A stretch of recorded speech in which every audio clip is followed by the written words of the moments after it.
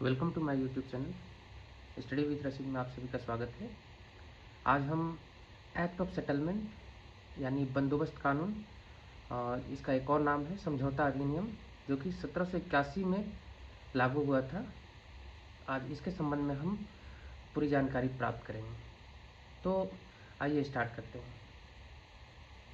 जैसा कि हम जानते हैं 1773 में जो रेगुलेटिंग एक्ट आया था उसमें बहुत सारी कमियां थी। तो उस कमियों को दूर करने के लिए 1781 में एक्ट ऑफ सेटलमेंट लाया गया। तो इसके आज देखते हैं विस्तार से इसको डिक्लेरेटरी एक्ट के नाम से भी जाना जाता है और ये 5 जुलाई को ब्रिटिश संसद द्वारा पारित किया गया था और इसे घोषणा अधिनियम भी कहा जाता है। आइए देखते हैं एक्ट ऑफ सेटलमेंट के क्या प्रावधान किए गए थे। इसमें रेगुलेटिंग एक्ट से जुड़ी सबसे बड़ी समस्या थी कि सुप्रीम कोर्ट और गवर्नर जनरल काउंसिल के बीच का विवाद। जो रेगुलेटिंग एक्ट 1773 में आया था उसके तहत सुप्रीम कोर्ट के अधीन गवर्नर जनरल और ये काउंसिल थे, जबकि रेगुलेटिंग एक्ट जो बनाया गया था उसमें गवर्नर जनरल और काउंसिल है उसको सुप्रीम कोर्ट की शक्तियों से थोड़ा अलग रखा गया था। ज़्यादा ये जो एक्ट था वो काउंसिल के पक्ष में था।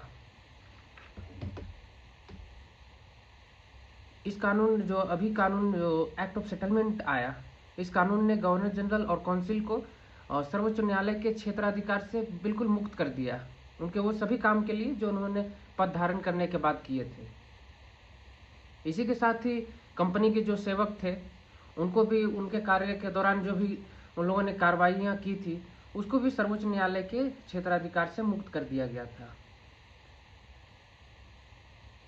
रेगुलेटिंग एक्ट 1773 के तहत कंपनी के कर्मचारी सुप्रीम कोर्ट के अधिकार क्षेत्र में आ गए थे और उन्हें गवर्नर जनरल काउंसिल और सुप्रीम कोर्ट के दोहरे नियंत्रण में ला दिया गया था।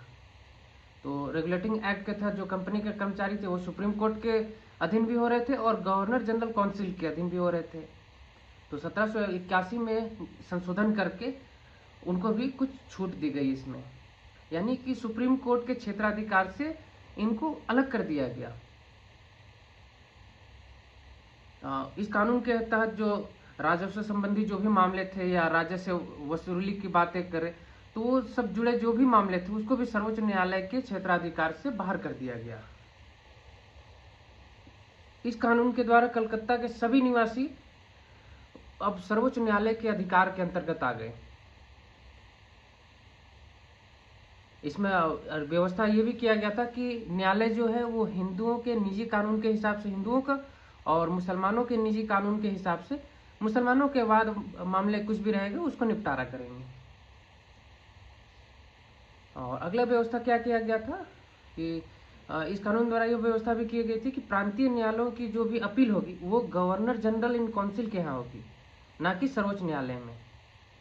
यानी जो भी अपील होगी वो प्रांतीय न्यायालय की अपील वो गवर्नर जनरल इन काउंसिल के यहाँ पे होगी, सर्वोच्च न्यायालय में नहीं होगी। और इसमें एक और प्रावधान किया गया कि गवर्नर जनरल इन काउंसिल को प्रांतीय न्यायालयों के लिए नियम और विनियम बनाने के लिए अधिकृत कर दिया गया। तो ये था आज का हमारा। अगले अंक में हम फिर अगले अधिनियम के बारे में बात करेंगे।